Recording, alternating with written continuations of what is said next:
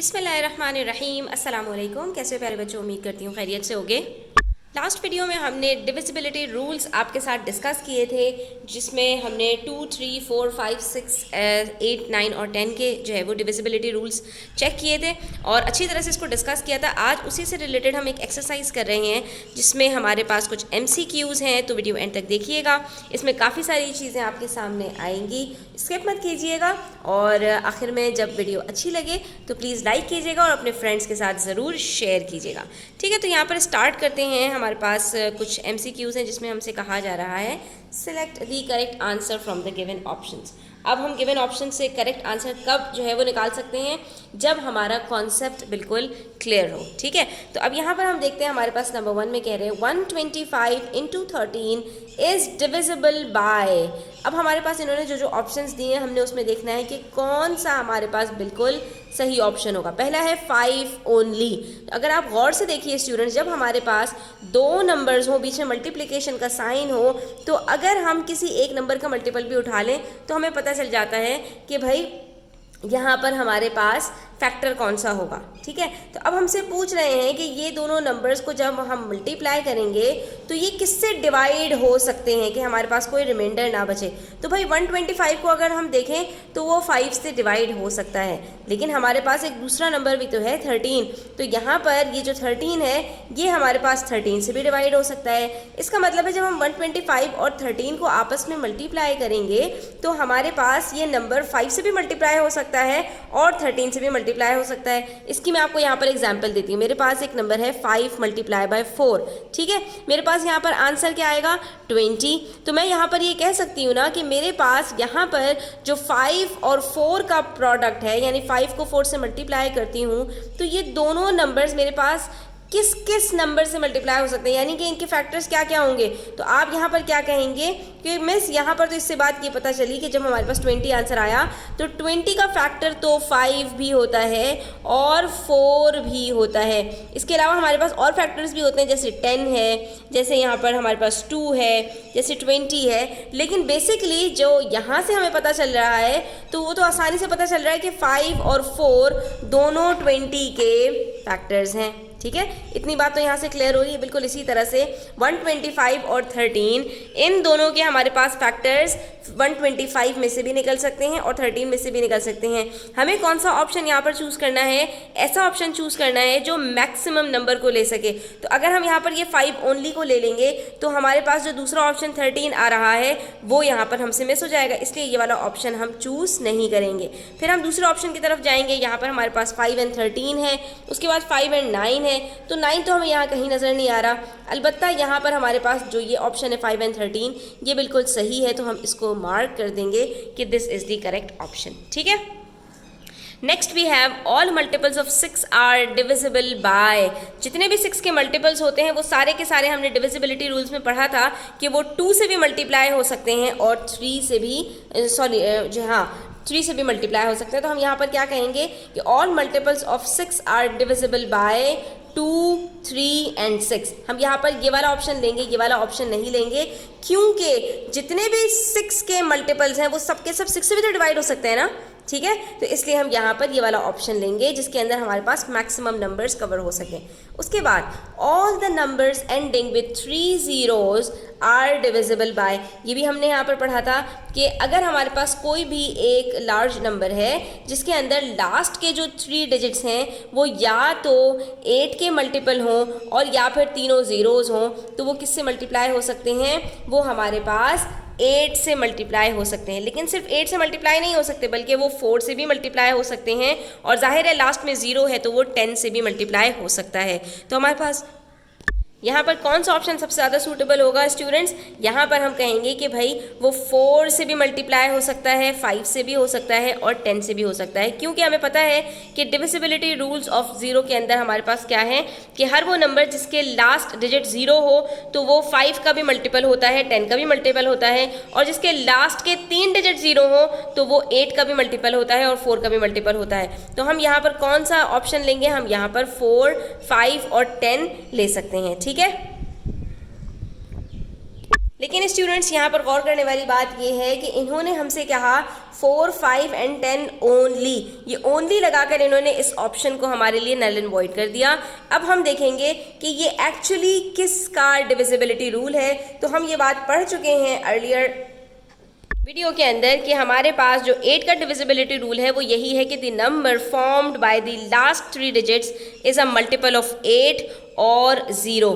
ठीक है, हमने इस चीज़ को अच्छी तरह से डिस्कस किया था कि अगर हमारे पास ये देखिए यहाँ पर 8 के डिविजिबिलिटी रूल के अंदर इस चीज़ को बताया गया था कि remember 1000, 2000, 3000 are multiples of 8, therefore if the last 3 digits of a number are 0 then the number is divisible by 8। ठीक है, तो ये हमारे पास क्योंकि 8 का ही डिविजिबिलिटी रूल है और यहाँ पर हमारे पास ऑप्शंस के अंदर ओनली का वर्ड यूज़ भी नहीं किया, तो यहाँ पर जो हम ऑप्शन चूज करेंगे वो 8 चूज करेंगे। हालांकि यहाँ पर ये कंफ्यूजिंग है क्वेश्चन, क्योंकि 4, 5 और 10 ये भी हमारे पास डिविजिबिलिटी रूल्स ऑफ 0, 0, 0 होते हैं, लेकिन क्योंकि इन्होंने यहाँ पर हमें कंफ्यूज करने के लिए यहाँ ओनली लगा दिया, इसलिए हम इस ऑप्शन के बजाय उस ऑप्शन की तरफ जाएंगे जो कि एग्जैक्टली इसी का डिविजिबिलिटी रूल है। क्योंकि 5 और 10 के अंदर तो हमारे पास 5 के लिए तो ये भी होता है कि लास्ट का डिजिट सिर्फ 0 हो, तब भी वो 5 का जो है 5 से डिविजिबल हो जाएगा, 10 से भी डिविजिबल हो जाएगा। और 4 के लिए तो हमारे पास ये होता है कि लास्ट के 2 डिजिट्स को जो है 4 का मल्टीपल होना चाहिए, तो उसके अंदर 2 जीरोस भी हमारे लिए काफ़ी होते हैं। तो एग्जैक्टली जो सही ऑप्शन आ रहा है हमारे पास वो 8 का आ रहा है। ठीक है, उसके बाद हमसे कह रहे हैं 4, 4, 4 इज डिविजिबल बाय। अब हमें यहाँ पर डिविजिबिलिटी रूल्स के तहत चेक करना पड़ेगा कि ये जो नंबर है हमारे पास किस किस से डिविजिबल हो जाएगा। तो अगर हम लास्ट के 2 डिजिट्स देखें तो वो हमारे पास 44 हैं और 44 इज द मल्टीपल ऑफ 4, तो हमारे पास 4 तो इसका जो है वो है फैक्टर है। लेकिन यहाँ पर हमें और भी ऑप्शंस दिए गए हैं, तो हम बाकी सारे ऑप्शंस को भी एक्सप्लोर करेंगे। तो 2 एंड 4, तो जाहिर है जो नंबर 4 से जो है वो मल्टीप्लाई हो सकता है वो 2 से भी मल्टीप्लाई हो सकता है। ठीक है, उसके बाद यहाँ पर हमारे पास 2, 3 एंड 4 एक नया नंबर 3 आ गया, तो हम चेक करेंगे कि क्या ये 4, 4, 4 3 के टेबल में आएगा। तो 4 + 4 + 4 12 होता है। इसका मतलब है कि 4 + 4 + 4 3 का भी हमारा डिविजिबिलिटी जो है रूल चेक करते हुए टेस्ट पास कर गया, तो ये हमारे पास 3 से भी मल्टीप्लाई हो जाएगा, 3 से भी डिवाइड हो जाएगा। उसके बाद हमारे पास एक और नया नंबर ऐड हो गया 6। तो हमने यहाँ पर ये चेक करना है कि 6 का डिविजिबिलिटी रूल हमारे पास ये है कि जो भी नंबर 2 और 3 दोनों से डिवाइड हो जाता है वो 6 से भी डिवाइड हो जाता है। तो हम यहाँ ऑलरेडी चेक कर चुके हैं कि ये नंबर क्योंकि इवन है तो 2 से भी डिवाइड हो जाएगा और इसके जो डिजिट्स का हमारे पास सम है वो 3 का मल्टीपल है, तो इसलिए ये 3 से भी डिवाइड हो जाएगा। इसका मतलब ये हुआ कि ये हमारे पास जो नंबर 444 है ये 2, 3, 4 और 6 सबसे जो है वो कंप्लीटली डिवाइड हो जाएगा, इसलिए ये सबसे डिविजिबल होगा। Next we have part E, a number which is divisible by 6 must be an even number, an odd number, a prime number और एंडिंग विद 0। ठीक है, तो अब हमें यहाँ पर ये बताना पड़ेगा कि इसमें से सबसे सही ऑप्शन क्या है। तो पहली बात ये कि 6 क्योंकि इवन नंबर है इसलिए 6 हर उस नंबर से ही जो है वो डिवाइड हो पाएगा जो कि खुद भी एक इवन नंबर हो, यानी 6 के टेबल में हमारे पास कोई ऑड नंबर नहीं आ सकता। इसका मतलब ये हुआ कि 6 जो है वो किसी भी ऑड नंबर का फैक्टर नहीं बन सकता। और इसका दूसरा मतलब क्या है कि 6 is not divisible by an odd number. तो ये वाला ऑप्शन तो हमारे पास खत्म हो गया। उसके बाद अब प्राइम नंबर, एक प्राइम नंबर को 6 कैसे डिवाइड कर सकता है? प्राइम नंबर तो कहते ही उसको है कि जो सिर्फ खुद का और या फिर 1 का मल्टीपल हो। ठीक है, तो प्राइम नंबर का ऑप्शन भी यहाँ पे खत्म हो गया। और एंडिंग विद 0, तो ये भी हमारे पास 6 का डिविजिबिलिटी रूल नहीं है, क्योंकि 10 के अंदर भी 0 होता है लेकिन वो 6 से डिविजिबल नहीं होता। तो हमारे पास जो करेक्ट ऑप्शन है वो सिर्फ यही है कि एक इवन नंबर को ही सिर्फ जो है वो 6 डिवाइड कर सकता है, इसके अलावा इसमें से कोई ऑप्शन भी करेक्ट नहीं है। थोड़े से और हम देखते हैं, यहाँ पर MCQ से हमसे कहा जा रहा है which of the following numbers are divisible by 4। तो 4 के लिए हमें क्या चेक करना होता है कि लास्ट 2 डिजिट्स हमारे पास 4 का मल्टीपल हो। तो यहाँ पर 96 है और अगर हम गौर से देखें तो 96 हमारे पास 4 के टेबल में आता है। ये यहाँ पर हम चेक भी कर सकते हैं।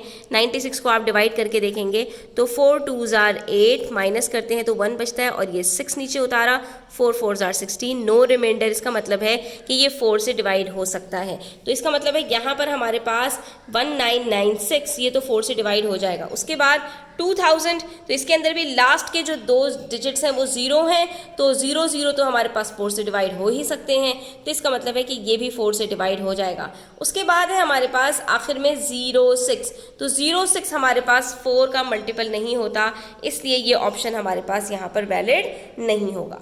ठीक है, उसके बाद यहाँ पर हमारे पास क्वेश्चन नंबर 5 है, which of the following numbers. अच्छा, यहाँ पर इन्होंने आपसे कहा था फॉलोइंग नंबर्स के अंदर से कौन सा वाला 4 से डिविजिबल होगा, तो क्योंकि हमारे पास 2 ऑप्शन है इसलिए हम 2 के ऊपर यहाँ पर निशान लगाएंगे कि ये दोनों ही यहाँ पर करेक्ट है। उसके बाद which of the following numbers are divisible by 6। 6 के लिए हमारे पास क्या चेक होता है कि हमें 2 और 3 से चेक करना होता है कि ये दोनों नंबर्स 2 और 3 से चेक हो सकते हैं या नहीं। Apply the rule and show the working. अब आपने यहाँ पर वर्किंग्स भी अपनी शो करनी है और रूल भी अप्लाई करके दिखाना है। ठीक है, तो हम इसको यहाँ पर कर लेते हैं।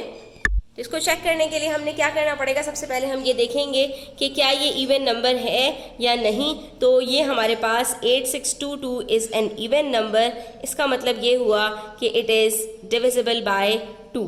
ठीक है, उसके बाद फिर हमने चेक करना है कि इसके जो सम ऑफ डिजिट्स हैं क्या वो हमारे पास 3 का मल्टीपल है या नहीं। तो हम यहाँ पर भी लिख देंगे 8 + 6 + 2 + 2 = 18। ठीक है, आप ये चेक कर सकते हैं यहाँ पर 8 + 6 14, 16 और 18 which is a multiple of 3, therefore it is divisible by 3। ठीक है,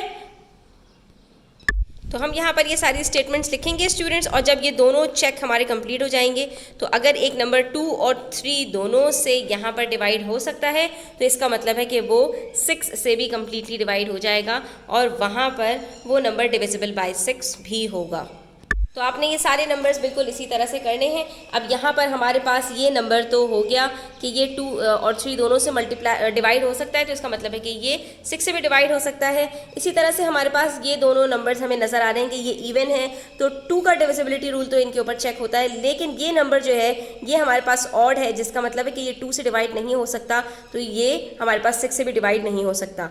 ठीक है, अब हम इन दोनों में चेक करेंगे क्या ये दोनों नंबर्स हमारे पास 3 से डिवाइड हो सकते हैं या नहीं। तो 4 + 7 11, 11 + 1 12 और 12 + 8 20 होता है, और 20 इज़ नॉट डिविजिबल बाय 3, तो इसका मतलब है कि ये हमारे पास डिवाइड नहीं हो सकता। इसी तरह से ये भी हमारे पास डिवाइड नहीं हो सकता, ये 2 से नहीं हो सकता इसलिए 6 से नहीं होगा, ये 3 से नहीं हो सकता इसलिए 6 से नहीं होगा।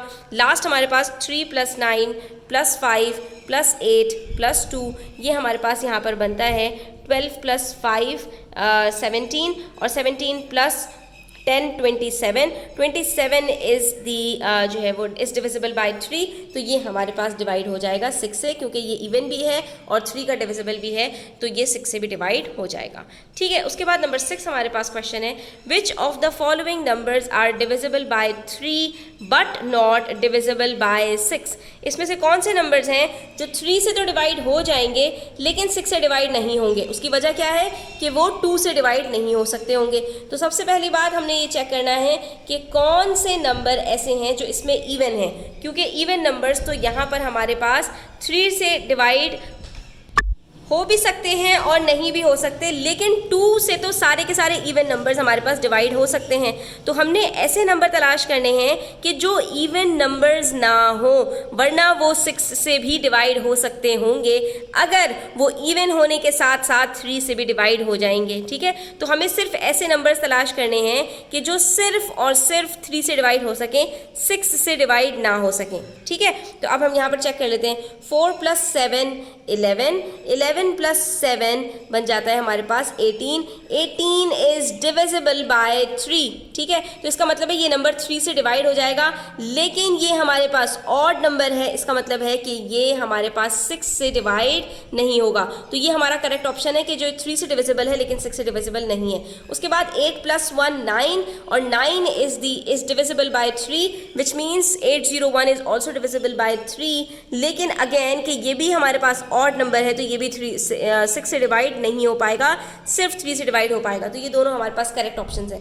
लेकिन जब हम इस ऑप्शन की तरफ जाते हैं तो स्टूडेंट्स हमें इसको चेक करने की ज़रूरत ही नहीं है, क्योंकि इसके लास्ट में 4 आ रहा है कि अगर ये नंबर हमारे पास 3 से डिवाइड हो भी जाएगा तो ये डेफिनेटली 6 से भी डिवाइड हो जाएगा, क्योंकि हर वो इवन नंबर जो 3 से डिविजिबल होता है वो 6 से भी डिविजिबल होता है। ठीक है, क्योंकि इवन नंबर 2 से खुद ब खुद डिविजिबल होता है और 6 के लिए डिविजिबिलिटी रूल ये है कि वो 3 और 2 दोनों से डिवाइड हो सके।